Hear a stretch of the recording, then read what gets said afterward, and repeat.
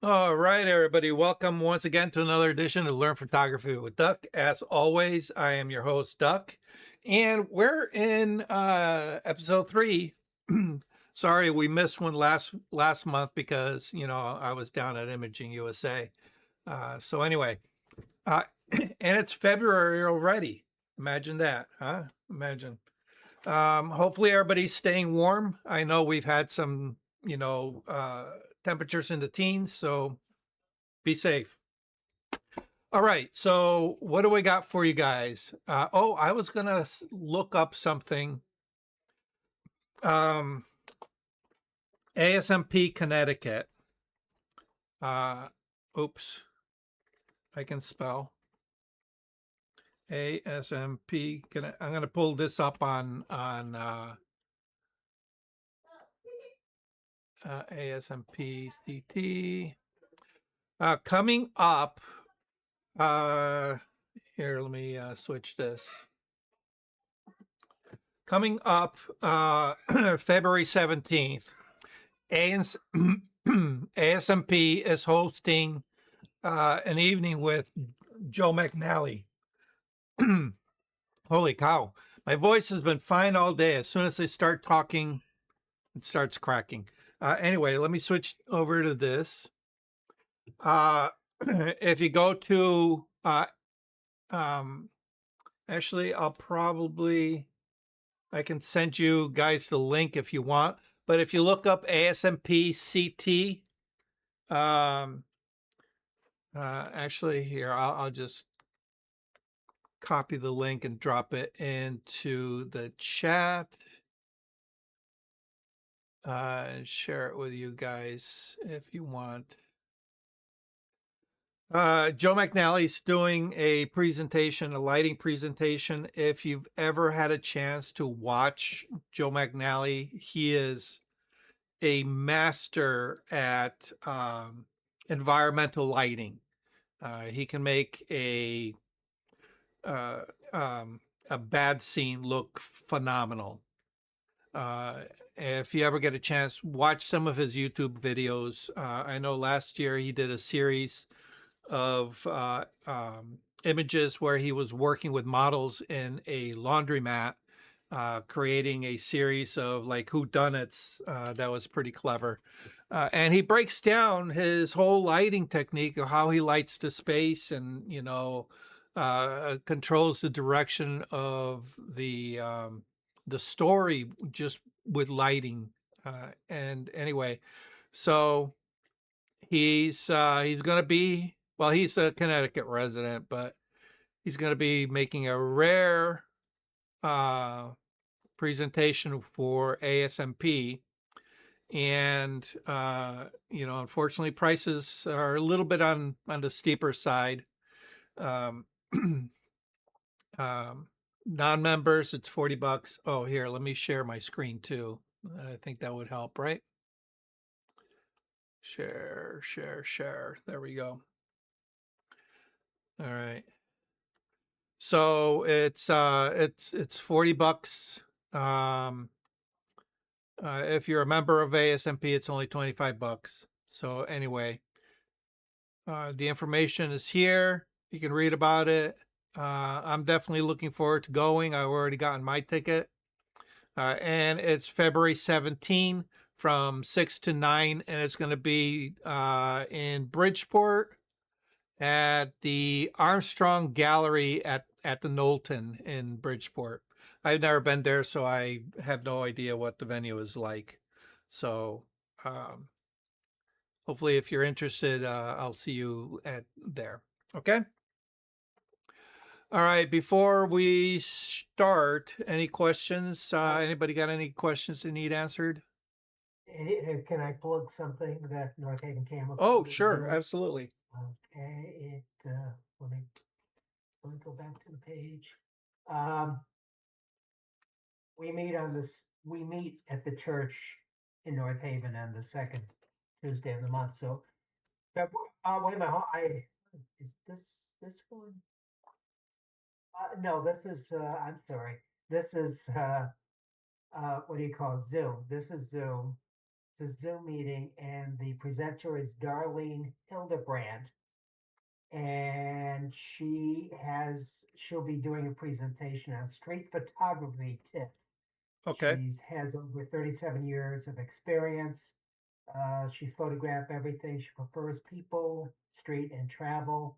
If you wish to get a link from the club, and if you're not a member, go to northavencameraClub.com to look at the announcement, or write to northavencameraClub@gmail.com to ask for a link. Okay. Awesome.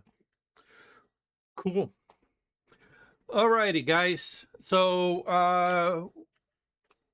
I was having a discussion with a couple people recently about analyzing images and applying edits. So I figured that's what I'm going to do today. I'm going to, let me switch over here. I grabbed this image from my collection. So this is what it looked like in camera. And what we're going to do is we are going to turn it into, oh, it'd be nice if I selected, there we go, into this, something a little bit more dramatic, something that is a little bit more visually interesting. Okay. So that's what we're going to do. So this is, again, before you can see the sky. It was an overcast sky. So there's the nice thing about it is that there's a lot of texture in there. And even though the light was relatively even, you can see that there's really no shadows to speak of. On the clock tower. Uh, you'll see the shadows underneath the balcony, and of course the shadows in where the bell is. But look how soft those shadows are. It's very, very soft. Almost an imperceptible transition between shadow and the true tone value of the building. So it was a very overcast, very even lighting. Okay. And you can see that because the structure is white, it kind of sort of gets lost in the sky because the values are very similar. As a matter of fact, if you were to do the squint test, the squint test, of course, is if you squint your eyes to get rid of a lot of the detail, you're going to start seeing blocks of light and dark shapes that kind of help you analyze where the eye is going to travel to. And you can see that when you look at just the structure itself of the clock tower, when you squint your eyes, the only thing that really pops forward is the dark areas of the windows and the clock faces themselves, and of course the bell underneath that little cupola. Everything else just kind of blends into that sky. So in order for that to pop forward, we're going to need to do some work with this.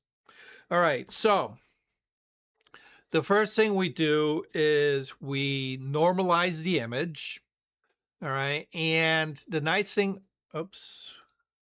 Oh no. Let's see. There we go.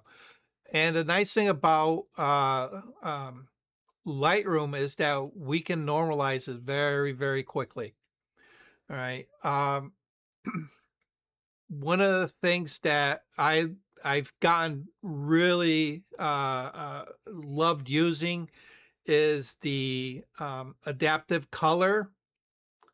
All right, it's this little symbol here is kind of attached to the adaptive color. But when you, let's say, let's go Adobe neutral. Okay.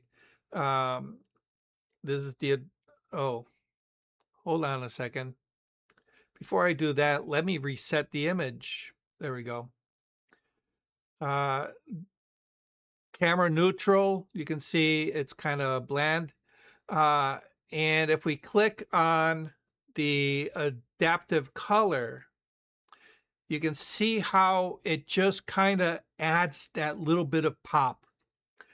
And it's kind of, you can think of it like a preset. It's not a preset in the traditional sense of the term. But what it does is it uses artificial intelligence and says, okay, let me analyze this. Oh, I recognize sky. Oh, I recognize bushes. Oh, I recognize the building, you know, and it corrects for some of the more common, I won't say errors, but the more common failings of a camera's capture. Okay. Obviously, a camera has a good dynamic range, but not enough to capture the full dynamic range of a scene. So this kind of corrects for it. And you can see just by that alone, it, oops, there before and after. Okay.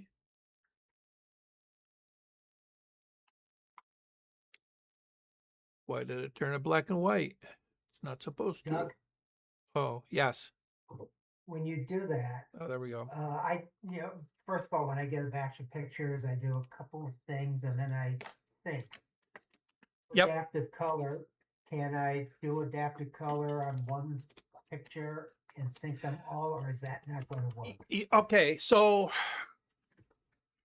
here's the thing I've found about that is that I tried putting the adaptive color into a preset that gets applied on import, and it did a couple of things. One, it really slows down the process.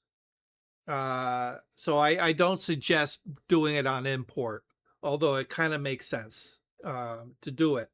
But it slows things down because obviously it's using artificial intelligence and it's still kind of relying on that internet access to the Adobe server for that analysis. It hasn't gotten to the point with our computer systems that we can have that kind of AI analysis built into the software. At least not yet. Maybe someday. So right now it relies on that communication with home base. So for that reason, it really, really slows things down. But the other thing I noticed is it kind of takes whatever it applied to that first image and kind of mimics it down the line. And I found that as I start going down the line and editing my images, I have to click on that little refresh button, which is this little button here, because it would start deviating from what the AI would consider to be good for that particular image. So I end up having to redo it, unnecessarily redo it further down the road. Okay, so will they ever fix that? Hopefully, because, in my opinion, that's not a good thing, because the purpose of being able to synchronize across multiple images is to save time. And having to go in and update the AI just because it wasn't applied properly, in my opinion, is not a time saver. So until they get that fixed, I find you're going to have better success if you just apply that adaptive color on the images that you definitely really want to edit. So if there are certain presets that you apply across the board, do those first, then do your culling. All right. Isolate the ones that you want to edit, separate the ones that you don't, and then when you go in to do your individual edits for the image, rather than doing a synchronization, at that point, go ahead and apply the adaptive color. All right. So that's my suggestion, because it probably has something to do with the underlying editing that happens behind the scene. Because you can have two images that were shot of the same subject at the same time, but for some reason they're processed slightly differently, and that underlying architecture seems to mess up that synchronization for some reason. I haven't put a lot of research into it. It's just my observation so far. So take it for what it is. Okay. Because what I do first is I do the camera lens problem, Yep. and I do texture at 40, clarity at 20, Yep. because that's what I basically, that's my starting point. So let it be my starting point for everything. And what I usually do is, if it's landscape, I see if I like camera landscape better than Adobe landscape, and I usually do one of those. Right. So I could do everything except Adobe Color, Adobe Landscape, or whatever. Do everything else, and then do adaptive color. Do you think that would work? Okay. So you just got to understand that adaptive color. All right. Adaptive color is right here in the profile. If you click down, you're going to see adaptive color, or I mean, Adobe Color, Adobe Landscape, Adobe Okay. Neutral, Adobe Portrait. So if you start off with one of those, that's fine. But as soon as you click on adaptive color, it's going to overwrite those previous ones. All right. So just keep in mind, if your preference is the adaptive color, then just go ahead and click on adaptive color. Don't bother with the other ones. Okay. Unless what you're trying to do is just do a comparison. But I find I'm relying so much more heavily on adaptive color, because for the most part, it really does a good job. Where it starts not doing a good job is in images that tend to be overly dark. So, like, I do a lot of event photography, and sometimes these events are in a dark environment. So I'll use flash, but the flash really won't fill the ambient, won't override the ambient light. It'll still be a dark environment. I'll just be lighting the people. When I hit the adaptive color, it seems to take that ambient background and light it up, because it wants to push it more towards that, middle gray.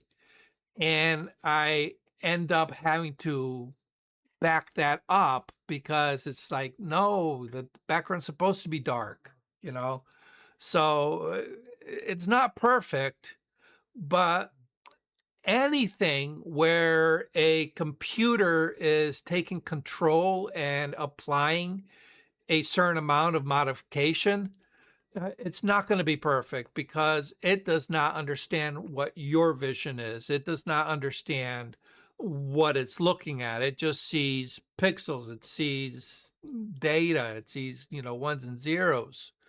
It doesn't see people and places and cars and chairs and candles and, none of that, you know. So take it for what it is. It's a tool to kind of get you a step forward. But as with any tool, You know, if it's, and this is why I hate those one-click presets that people sell, because, you know, it's trying to do way too much work in a Mhm. single button, that it's like, okay, it does good here, but it fails here. Now you have to kind of dissect it and do the repair, you know? Um, More so question about adaptive. One more question about yeah, adaptive color. I noticed there's a slider for a mount underneath. yes. Do you find that you use that? On rare occasions, yes. Rare occasions, like, you know, in those extreme situations where, you know, I find that it over brightens something, I might slide it back. Absolutely. Okay. Because I Okay. find sometimes when I use adaptive color, and I've gotten away from it because a lot of times it makes things brighter than I want it. Yes. Yeah. Yeah. Um, which in some cases it's okay, but, you know, not all the time. So yeah, there will be times where you need to walk it back. All right. So like in this case, I applied the adaptive color because it took me one step closer to where I want to be, um, without having to sacrifice any of my settings, and that's probably one of the best parts about using any kind of profile, is that the profile will really alter the image without touching any of the sliders. So if we look at the before image, let's see. Oh, okay. Uh, Notice how the sky doesn't have a lot of contrast. If I wanted to bring in that contrast, I could, oh, it's not going to let me do it in the before. Let me go Adobe Neutral. All right. All right, so for example, let me try landscape. Oh, landscape's not too bad. Actually, landscape's not too bad. Ah, okay. But if I needed, you know, more contrast, I would have to, you know, play around with texture and clarity, uh, you know, and try to figure out maybe even a little bit of contrast. But now I got to bring up my shadows a little bit. Okay, so now in order to get what the one-click profile gave me, I have to make all these changes on these sliders here. Okay, so as long as you're okay with what it gives you, all right, so in this case, let's go adaptive color. All right, there we go. As long as you're okay with what it gives you, that frees all this up. Let me see. That frees all this up to do whatever it is you need to do with the image. Okay. All right. So first step, adaptive color. All right. And of course you can do more or less with the slider. I'm going to leave it at 100 where it is. Okay.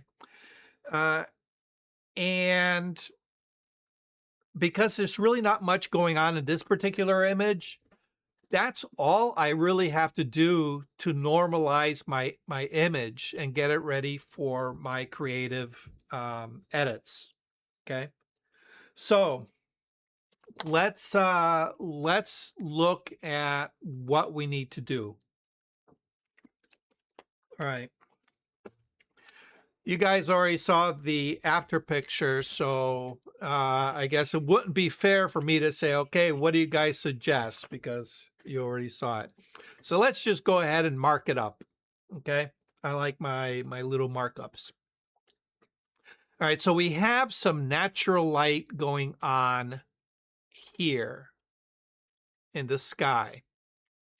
And even though we gained some texture and the sky did darken down, considerably in relation to previous, uh, I would still like to see a little bit more contrast between the sky and the building to make it kind of like step forward.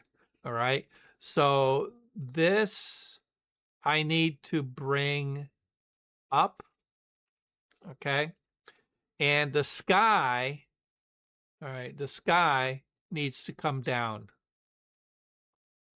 Okay. But I don't want a flat darkening. So what I want to do is use a little bit of a natural vignette. So I want this to be darker up top and lighter towards the bottom. All right. So whatever value here is, I want this to be a little bit lighter. Okay. So that it contrasts, against this building. And this up here, I want it darker so that when we are looking at it, our eye gets pulled back into the image. Make sense? All right. The thing about the foreground is that it's already very dark. It's very dark. Okay. So I don't think I need to do anything except maybe just burn the corners. All right. Burn the corners. That way we bring the eye inward. So a little bit of vignette. Okay. And probably I'm just going to apply a vignette. And then the other thing that I'm thinking of doing is we got these light spots that we mentioned.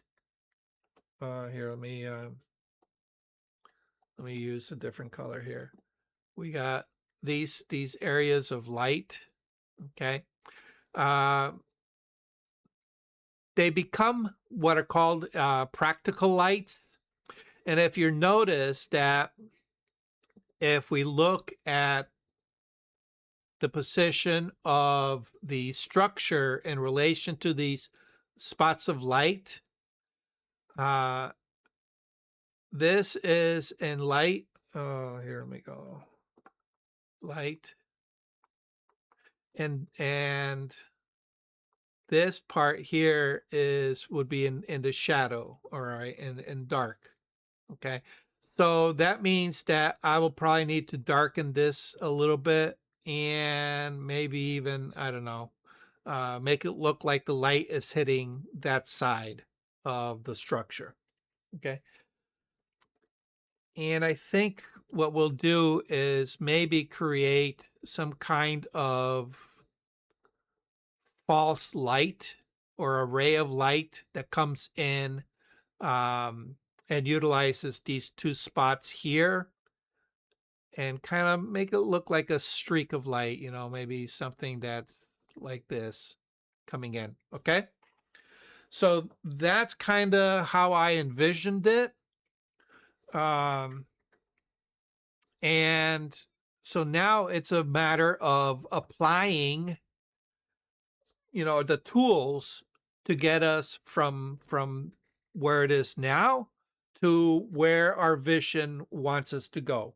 All right. And the thing about that too is you need to keep your mind open to the possibilities of tweaking it or maybe even, going in totally different directions. Okay. All right. Everybody understand where we're going? Okay. So we've taken care of our, we've normalized your image. Okay. Which, like I said, didn't really need very much. And we've taken care of all our global edits as far as I understand it. All right, we got our image looking, fairly dark. If anything, maybe we might even darken it down a little bit. Okay, just a touch. And then time to build some masks. First thing I want to do is I'm going to want a sky. All right. And unfortunately, the sky selection is still not the best. It has a hard time with areas in between leaves and branches and things like that. So all these areas in here, all right, and especially these small little areas, it has a hard time finding those. All right, down in here and here. All right. Um, and what I find is that, especially around the trees and around the structures, we get a bit of a halo. So that's one of the reasons why I kind of want to keep the majority of my edits to the upper part of the sky, you know, by darkening down that upper sky. All right, so let me just bring my exposure back. Keep that there. All right, so one of the things that we can do to tighten up that mask is utilize some of the other masking tools to help us assist. All right, so recently Lightroom added this landscape selection, all right, which allows us to select different elements within our scene. All right, so in this case, it's going to read the image and it's going to say, okay, well, we found that we have a sky, we have some form of architecture, and we have some form of vegetation. Okay, so if in this case it's only 3 items, simply because it's a simple landscape.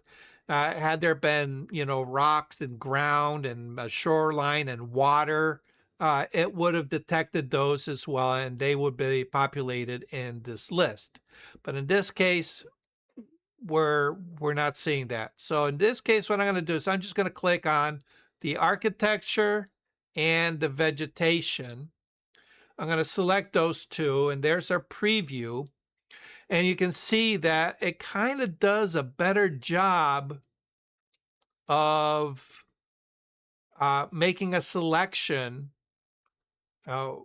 than if we had gone with the sky. So what I'm going to do is I'm going to utilize the invert ability, and I'm going to create a mask with these two. Okay.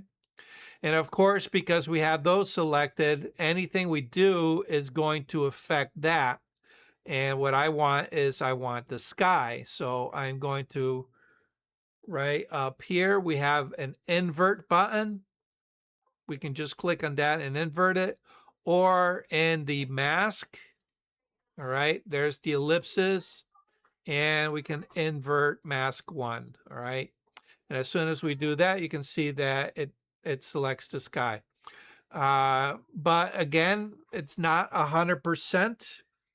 As you can see, we still got some ghosting of, you know, the, not ghosting, but haloing, where it totally missed those small little areas in between the leaves. Okay. Well, in this case, what we can do is we can, you know, add, or, you know, another mask, but that's one of the other reasons why I'm going to use a gradation, because it kind of avoids all that. All right. The other thing is I did a fairly decent job at finding some of these open areas, but not completely. So what I'm going to do is I'm going to add, is it add, I think, brush. I'm going to make a fairly small brush, keep my flow and my density up. I'm going to keep my auto mask on. And what I'm going to do is I'm just going to come in here and in these areas that it kind of sort of missed. I'm just going to come in and paint those in. All right. And of course, make your brush size appropriately. Okay. Oop. Scroll down. We're going to get this area in here and here and here.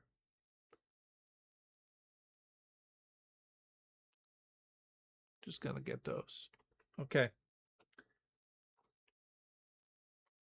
All right. And then I'm going to intersect. All right. The intersect is, all right, take a look. We have the add and the subtract button. As soon as you press and hold the Alt or Option key, it's going to change to the intersect. Or you can come here, click on the ellipsis, and you can say intersect mask with, and then pick whatever you want. Okay. So in this case, Alt or Option, intersect, and I'm going to intersect with my linear gradient. And I'm just going to pull from the top down, and you can see with the color overlay how it gives me that gradation, and it's only intersecting with that sky because that building was not selected in the previous mask. It's not being selected now. It's being avoided. Okay. So I'm just going to go to just about the tops of the trees, and that's pretty good. And now I'm just going to go ahead and darken that upper sky. Maybe darken the shadows. I'm going to open up the whites just a touch because I want those little bright spots. I don't want those bright spots to get completely lost. All right. So if I don't do that, it kind of tends to get a little lost. Okay. You can use contrast, but I think contrast tends to be a little bit heavy-handed most of the time. I very rarely use contrast. I'd rather create contrast other ways. Okay. So that's looking pretty good. All right.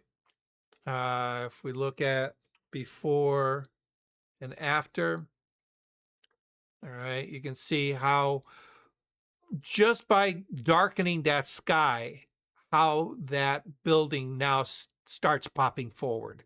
Okay. All right.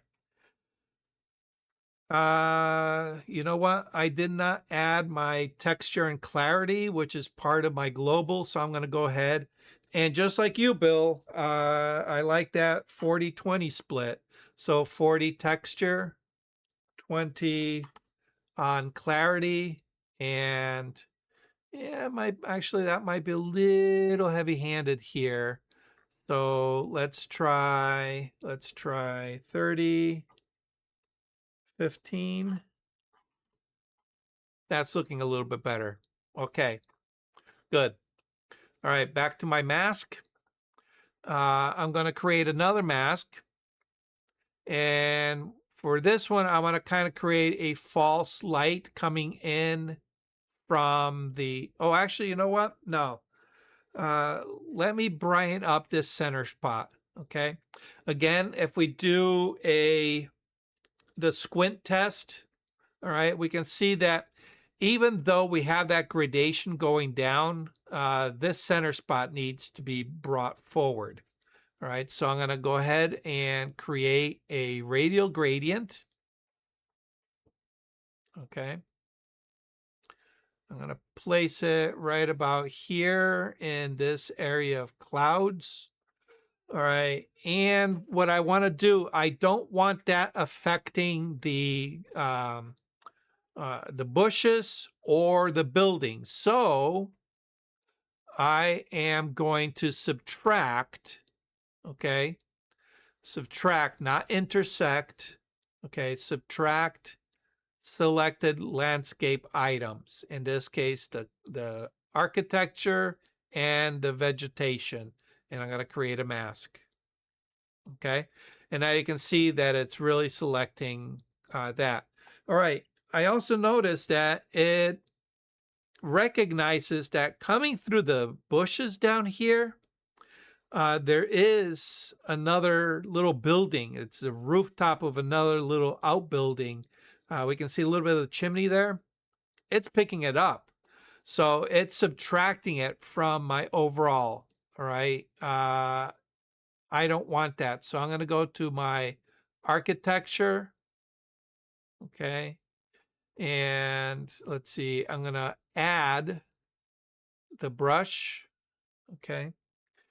Give me a nice larger brush. And I'm just going to kind of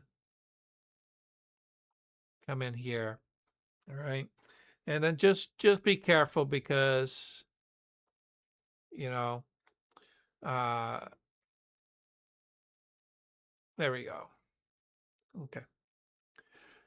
And then for this, I definitely want to, I want to brighten it, but I don't want to lose the texture. All right. So remember just a little bit ago, I said I like controlling my own contrast. All right. So there's a couple ways we can do this. First way is we can use where is it? Dehaze. All right. I'm going to create a little bit of dehaze here. So what that does is it just kind of it removes that overall washed out brightness. All right. And you can see how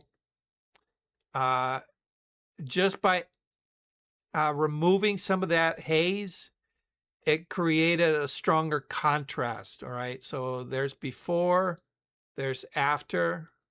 Okay. All right. But you can see in the process, what it did is it darkened the shadow sides of the clouds, which now matches the upper section. So we need to control that.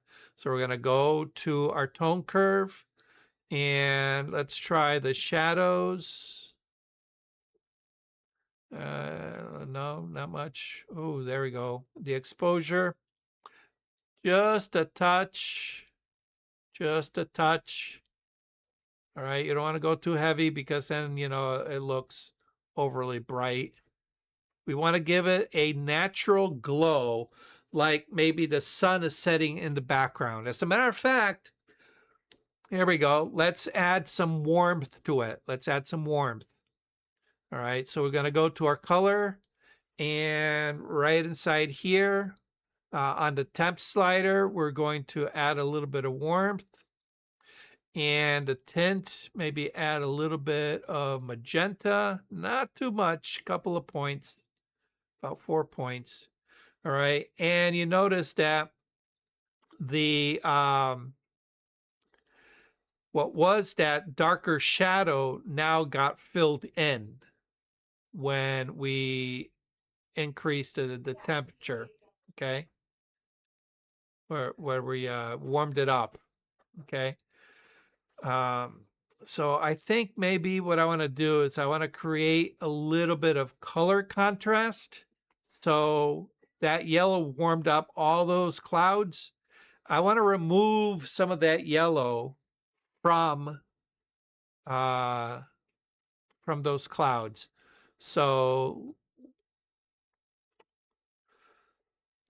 we can't quite do, unfortunately, we can't do any kind of color toning here, but not in the regular sense of the word. But we can,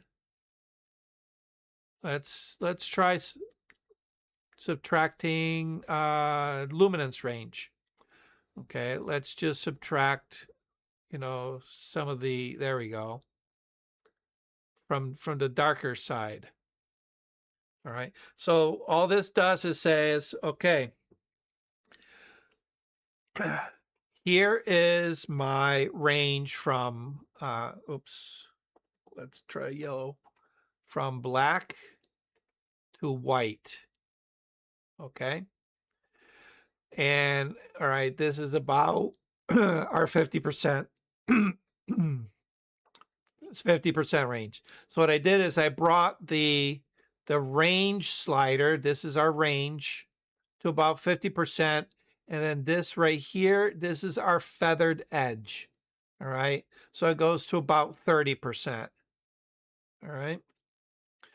And all that does is it protects the white, the bright values. All right, and removes the dark values from that selection. Okay. All right. Okay, so now we can see that little bit of brightness. Now, if we do the squint test, lean back a little bit, we do the squint test, we can see we definitely have a focal point in our image. All right. Let me get out of the mask. And this is before, this is after. Before and after. So we're getting our sky where we want, all right, which is kind of nice. All right. And like I said, what I want to do is I want to also create some kind of light streak. So it makes it look like there's some kind of light coming in to light our structure. So let's add that. Excuse me. Another radial gradient. I'm going to make it kind of long and skinny. And I'm going to go ahead and rotate it down. And we have these light clouds that we recognized earlier. I'm going to put it right about in that area. Okay. And we're going to go to our tone curve and bring up the exposure maybe just a touch. Highlights. Let's see.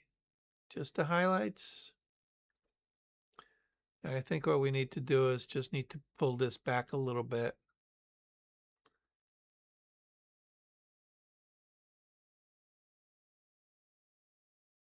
Yeah, there we go. Okay. See how we have kind of like, let me go ahead and turn this off, turn it on. It just looks like this beam of light that's coming in to illuminate our building. That's all it does. Okay. Makes sense? All right. And obviously, I'm not going to color that because I think that, oops, I think that would look a little bit too phony. Come on. There we go. All right. Got our sky looking the way we want. I think maybe the tops of these trees might need a little bit of lightening up. So let's go back, create one more select landscape. And in this case, I'm just going to select just the vegetation, create mask. And I just want to touch the top. So we're going to not add, not subtract, but we are going to Alt Option intersect, okay, with a linear gradient. And I'm just going to pull it down just so it touches the tops of those. That's all. Okay. And we're going to bring the exposure up just, ooh. Nope, not the exposure. All right.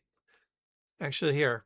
Notice how if I hit the exposure, it's taking those light tones and bringing it up, which is enhancing the halo.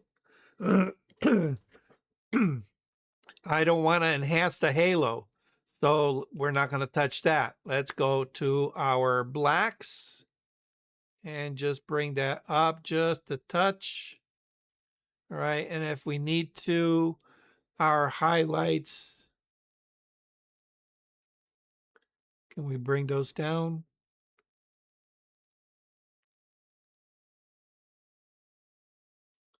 All right. Yeah, trying to mitigate mitigate any highlights. Okay, highlights, whites. There we go. Okay. So before, before, after. So that's all it does, is it just brightens up those tops of those trees a little bit so that they're not looking as silhouetted. Make sense? All right. So that was something that obviously I did not mark up. It was something that as I'm progressing through my edits, I recognized that, hey, you know, against this sky, these trees are looking very, very contrasty. I think we need to kind of like tone that down a little bit. All right. All right. Let's tackle the building. All right. Bring back our masks. Create another mask. This one, we're going to select landscape. And then from our landscape, we're going to select architecture. Okay. Create our mask. And for this, if you recall, we're going to do this in 2 steps. Okay. Because what we determined was that we're going to kind of like cut this in half right along where you know we have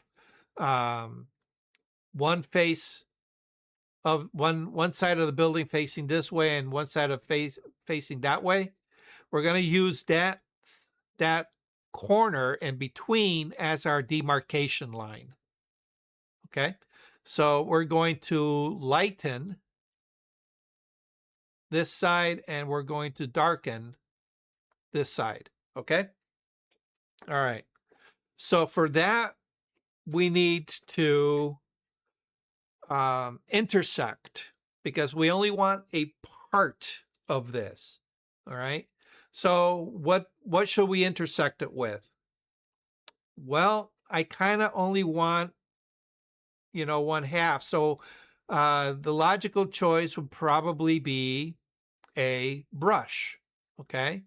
I can intersect it with a brush, or I can probably intersect it with whatchamacallit, um, a radial filter. Okay.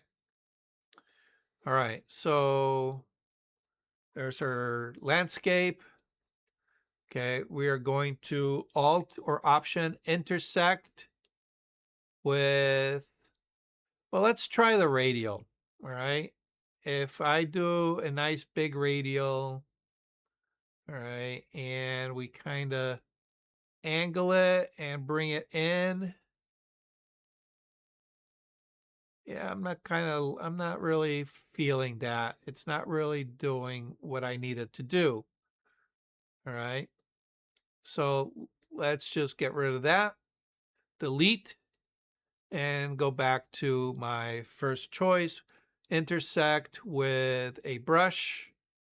All right. We're going to create a nice big brush, tighten up on the feather edge. And I'm just going to paint right along that side there. There we go. Okay.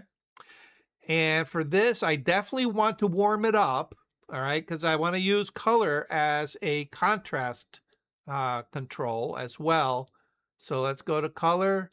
We're going to really, you know, yeah, it might be a little bit too much. I think I want more, a stronger yellow in there. All right. So if the temperature doesn't work, we have available this little square here, which allows us to select a color. So I'm going to go ahead and click on that yellow. All right. And ooh, that might be a little bit too much. Let's bring the saturation down. Okay.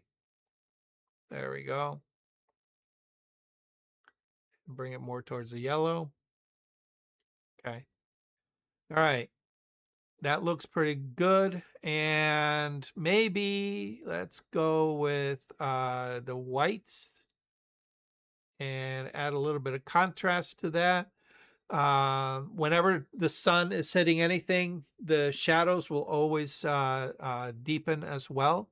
So maybe let's bring let's see. Oops, wrong one. The blacks. No, not the blacks. Let's try the shadows. All right, we don't want to go too dark. All right, there we go. Okay. We're gonna go ahead and create another one. Select landscape, architecture, create mask. We're going to go ahead and intersect with the brush. And this time we're going to paint on the other side. And we're going to cool that down. Oh, what happened? What happened?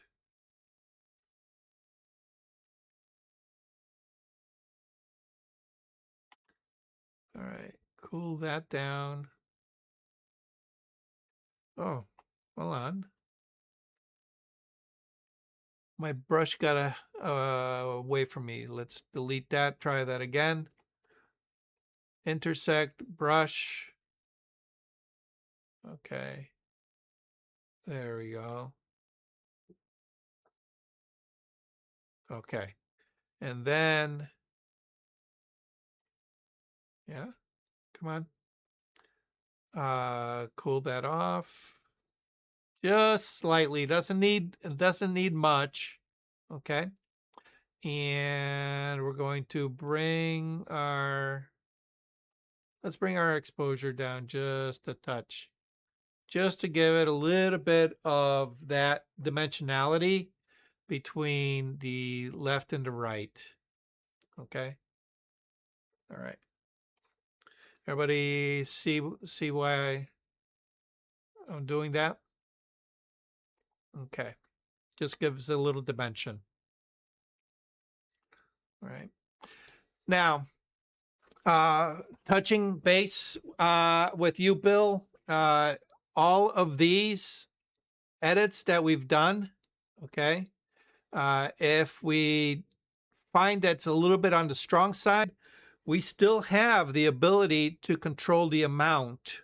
So rather than going back through and adjusting all of these sliders, we can just take the amount and we can tone it back and say, oh, that's too much. I overdid it. Let me just back it up. And you can fine tune it to where you want. So while you're working, you have the ability to control your amount as well. Okay. All right. Last but not least, I said I wanted to kind of bring the corners of the bushes in. But I think what I'm going to do is I'm going to bring the corners of the sky in as well. And for that, I'm going to create a vignette. Now, a lot of people will just go to right here, the effects panel. And if you notice, there is a nice post-crop vignette. And you can just bring this in and it'll do it. But I'm not a big fan of that. Let me just reset that. I'm not a big fan of this one simply because it kind of tends to look a little bit too mechanical, you know?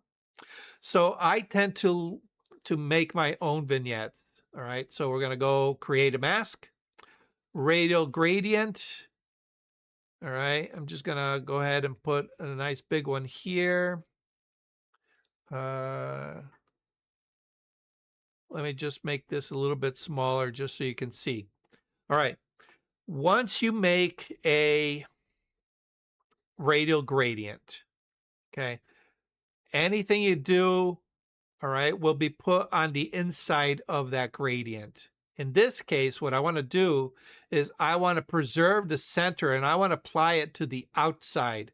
All right. So again, we have our invert here, or we have the invert mask up here in our ellipsis. Okay, I'm just going to go ahead and click here, and you can see that it inverts that mask. So everything that's that red color, that's going to get darkened. All right, so what I'm going to do is I'm going to go ahead and place my vignette here. And you notice I kind of give it a little bit of an angle. All right, maybe I'll do an angle this way.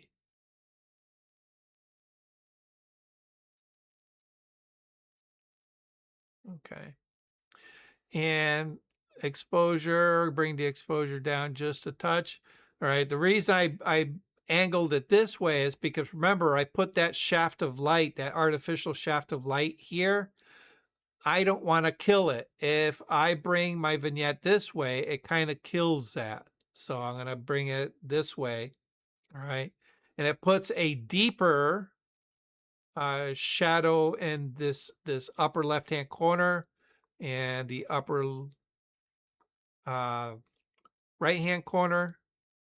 And then of course, if I move this way or that way, I can control the vignette on the other side as well. Okay, as well as controlling the size. So I have a lot more flexibility here than I would with the vignette tool built into Photoshop or into Lightroom. Okay. All right. And I think what we need to do is add a little bit more color. So I'm going to create one more mask, radial gradient. I'm going to right here. And I'm just going to go ahead and warm that up. Maybe add some magenta.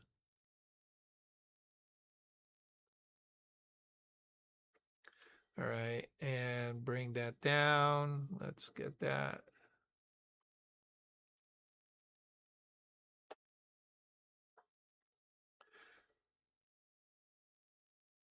Nah, I don't like that. All right, let's try a different way. I'm gonna get delete mask 8. Let's do that with our color grading. Okay, so color grading right here, we can adjust our shadows, our highlights, and our midtones. All right. Uh, the default, usually you see all three here. Okay. But I kind of like going down the line one at a time. So I'll just go and click on this second one here. That's our shadows. That's our midtones and then our highlights. And this is kind of like a global. I hardly ever use that. All right. So what do we want to do? Well, definitely want to cool down our shadows. Okay. I don't want to go too much because then it's going to look a little bit fake. All right. So uh, there's a couple ways of controlling this. You can grab hold of this little circle inside here. It'll usually be in the center. And you can drag it towards one of the colors, blue, teal, green, yellow, orange, red, magenta, all right, cyan. All right, we're going to go. The further you go towards the edge of the circle, the more saturated that color is going to be. Okay, just remember that. All right. In this case, I don't want to go too heavy. All right. The other thing you can do is you can grab this little handle that pops up on the outside, and you can rotate that all the way around to, if you need to change your color, you can go ahead and grab that and just rotate it around. Okay. The other thing you can do, of course, is you can just grab any of the sliders, and the sliders are going to do the exact same thing. The hue will allow you to pick a color, right? And you'll see that color right there. Okay. In this case, we want blue. The saturation, all right. And finally, the one that's not available by controlling the center, all right, is the luminosity, how dark or how bright that influence is. Okay. So you can control, you can give it that kind of like, postmodern grunge look. Okay. Which is sometimes kind of nice. Or you can just really darken the corners. All right. I'm going to darken just a little bit. Then we do the same thing, midtones. Midtones, I don't want to be too warm. I also don't want to be too cool. So I might split the difference between blue and magenta and just a touch. All right, and then the highlights, well, the highlights are definitely going to go into our yellow. Oops, yellow. Here we go.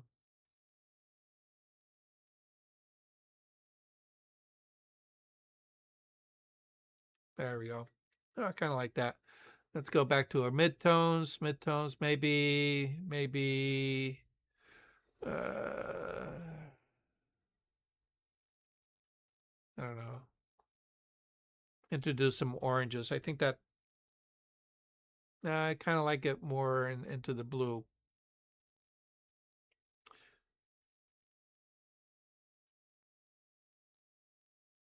Okay.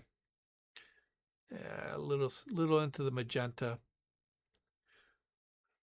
Okay. All right. I'm going to, you know what? I'm going to go back to that radial gradient. I think we do need, let me just put some yellow.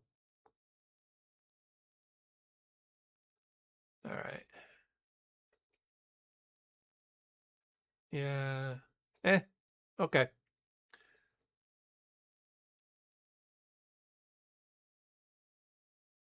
Bring the highlights down just a touch. Okay. All right. And that's pretty much it. Before, after, before, after. Okay. So you can take a relatively boring photo and just make something that's really, really eye-catching. All right. Any questions? Questions? Okay.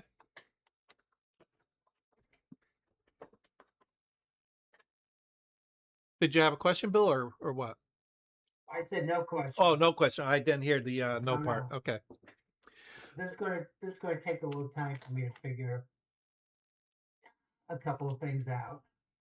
The intersect is different. I have to figure that out. Yeah, so the intersect can be a little tricky. Just think of it as all right, so let's go back here to our sky. I'll just create a new one. Okay. All right. Select sky. Okay. Okay. Here's our sky. I'm going to go ahead and I'm going to change the exposure. I'm going to be ridiculous about it. Okay. I'm going to be really ridiculous so you can see. Okay. So that's our selection. Our selection is changing our sky and blowing it out. Okay. And you got to say, okay, I want to apply, in this case, a gradation. All right. I want to apply a gradient. All right. To my sky. Okay. So let me delete that. And we're going to do a linear gradient because this used to be the old way to do it. Okay. And we're going to go ahead and blow that out. Okay. And we can say, okay, well, you know, what's happening is it's grabbing not just the sky, but it's also grabbing the tops of the trees, the top of the building, all right? And, you know, depending on the image, you know, it could be grabbing too much of stuff that you don't want, okay? So what we need to think of it is, okay, I want to target just the sky and nothing else, right? So obviously, a gradient is not the first choice for a mask because it's grabbing everything going across, okay? Although the end results, what we want is a gradient, but this by itself is grabbing everything. So what we can do is we can say, okay, well, let's subtract the landscape. Let's subtract the architecture. Let's subtract the vegetation. Okay. And now you can see that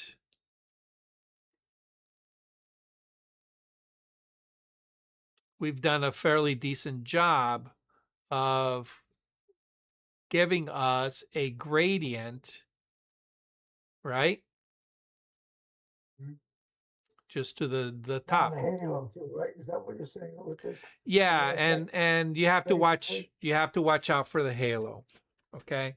Now, obviously, I'm bringing the exposure up to an extreme so you can see what it is that we're doing. All right. So if you have a hard time understanding the intersect, this is the way you can do it. Okay. You start off with a gradient and then you remove things from that you don't want. Use on a brush. Okay. Yeah. Okay.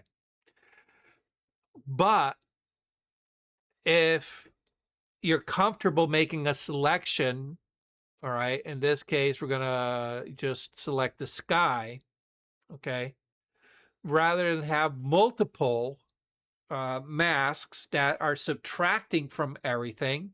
Okay. Here we have a nice sky selection.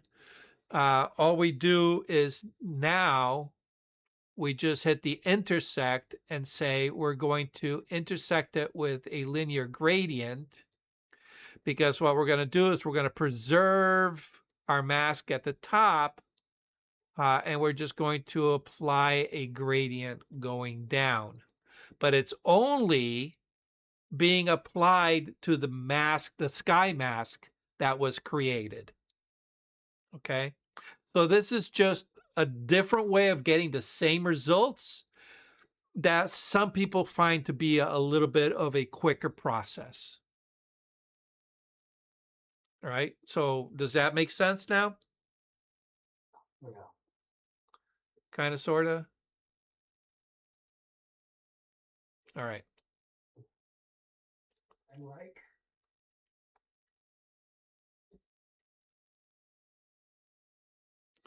All right. Let's see. Let's go to our sky mask.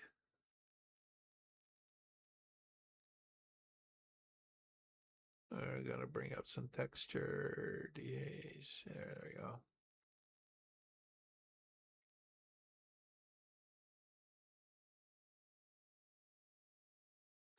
All right. There we go. That looks nice.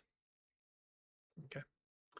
Salt and pepper to taste. Oh, that might be a little bit too bright in that center spot there. But anyway, you guys get the gist of it. Okay.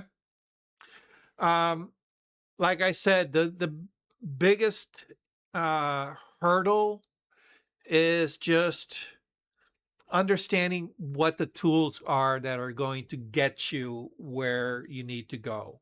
All right. And that's why I'm a strong proponent of mapping things out, because then you say, okay, well, this needs to be brought up lighter. This needs to be made darker. It gives you, you know, a roadmap to follow. Okay. All right, guys, that's pretty much all I have today. I've been playing around. Oh, here, let me switch. I've been playing around with the art history brush tool in Photoshop to create kind of like a painterly effect. You guys interested in that by any chance? I think it'd be fun to play with, right? Yeah. Okay.